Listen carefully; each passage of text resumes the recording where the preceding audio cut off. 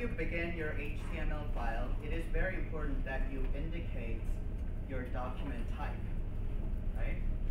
Okay, previously, HTML 4.0 or before, the doc type used to be a 3-line long copy and pasting process, right? But now, with HTML5, it's just exclamation point, doc type, all cap, HTML, right? So it's HTML's way of telling the web browser, see, you're expecting an HTML file, right? So process accordingly. Okay, so now, sorry, let's go back. So now we need to change a little bit of our HTML tag to indicate locality, and we'll be working in English, right? So it is good to tell your web browser that you can expect English language, right? So that changes to this, right? So HTML space lang is equal to, in quotation marks, en, right? So HTML we call an element, right? So it's an element, and that lang we call an attribute, right? So each tag can have different attributes, right? You can choose to specify attributes or not. If you don't choose to specify your attributes, your web browser will use default values. Okay, so we specified our language to be English, right? And there's a title, right? If you noticed before, right, your web browser on your tab location, it just said index.html.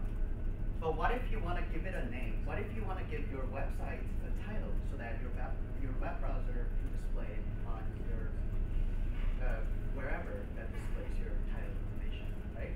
So as like any other text, right, you open your title tag, right, and you specify your title. It's just a plain text, and I'll show you how, right? And you close that title tag, okay?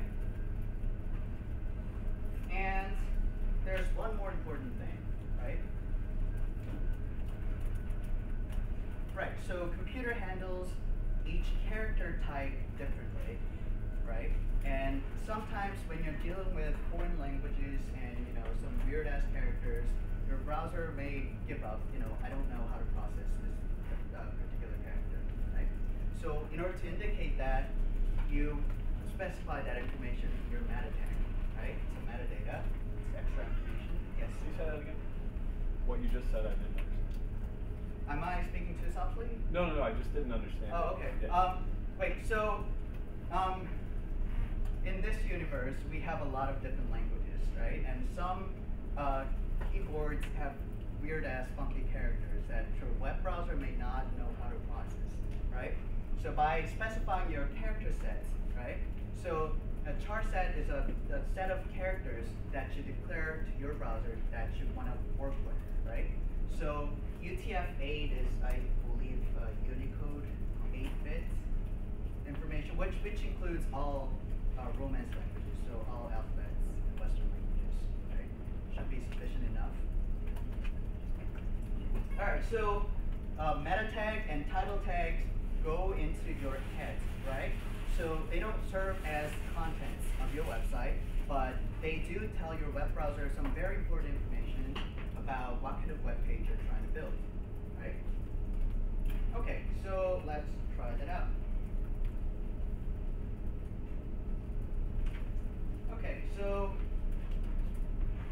let's type doc type. There we go. All right. And between my title tags, right, I'm gonna say introduction, right? And also, I'm going to specify my meta tag.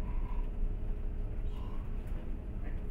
So I have my document type declaration, and I have the metadata, character set, and I have the title. Okay? I'm going, yes? Can you just elaborate a little on like the meta tag? Meta usually means information embedded in each file. So your MP3 files have metadata, like artist and album, and here you have different tracks, right? So meta tag is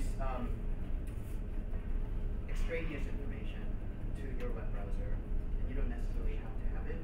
But in order to specify a character set, right, you have to use a meta tag and char set attribute to specify it. And you can ask me later more about that. Right. So I am going to save this file, and I'm going to go back to my browser, and I'm going to reload it. Okay. Did you notice any change? No? Yes. Yes? Yes? Where? Tab. Up there, right?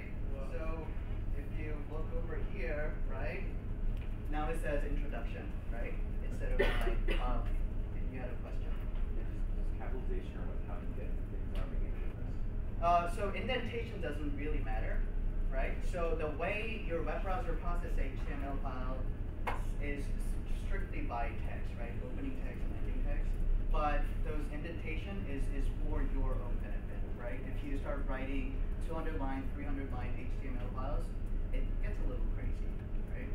Okay, so now we've set our title to be introduction, but still not a darn thing changed. Yay, exciting, yes. Do you want us to ask questions? Yes. Okay. Sorry.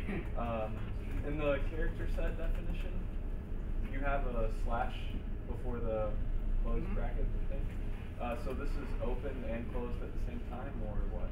Right. So in some HTML tags, some of them are called containers, right? That hold information in between opening and ending text. Some other tags are just text. You just convey information within a tag. In such a case, right? You close that particular tag within the same tag, right? By appending a slash at the end of your tag, right? So so that meta tag just means that there's no content in between, right? So it's just it's meta, and that's the end of it. But you have to have that slash to close it, right? That's debatable. Okay. But in XHTML, in a strict sense, yes, you have to have it. But for HTML5 definition, as far as I understand it, yes, you really need to have it. Right, but yes, you need to have it. The spec says yes, you need to have it. Really? HTML5? Just because some browsers are forgiving doesn't mean it's not. That's supposed true. to be there. Right. I mean, like I said, each browser processes your HTML file differently, right? So if you forget to write that slash, and what happens in Safari, what happens in Internet Explorer, right? So you never know. All right, so that was it.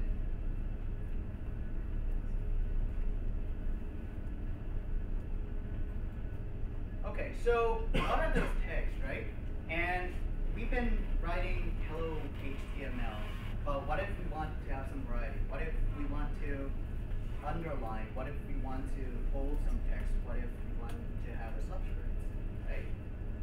So let's play with that. So that little playground symbol is playground, so which means I'm going to do stuff and you can follow what I'm doing. Just to clarify. Alright. Okay, so I'm going to go back to my text editor.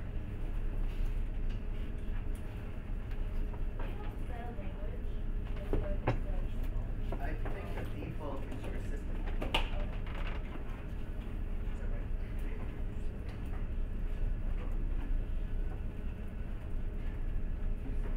Alright, so I am going to write some text, in between my body tags, right?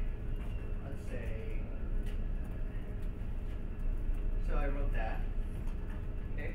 Very fast, I'm a fast typer. All right, so here's a text, right, that I wrote. Okay, let's see what I can do with that. All right, so this equation, E is equal to MC squared, 2 is supposed to be superscript, right? Okay, so let's indicate that. And the tag for superscript is surprising, is SUP for super, right? And that marks the beginning of the superscript, right? And you want it to end it right next to 2, right? So you close it with slash SUP, right?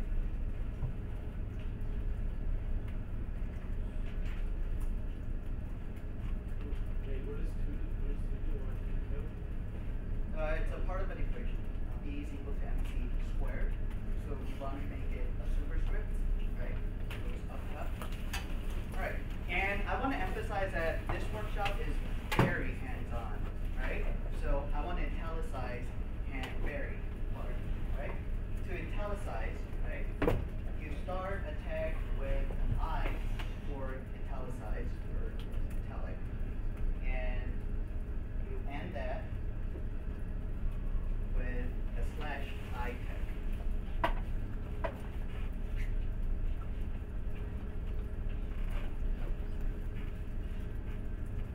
All right, and I also want to emphasize it's going to be very fun by, bolding fun, which is V, very intuitive, right?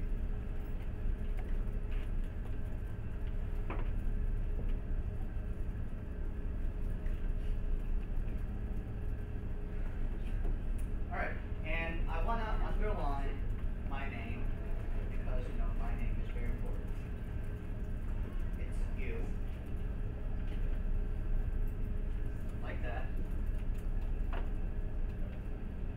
Okay, let's save up this file and let's reload on my browser. Wow.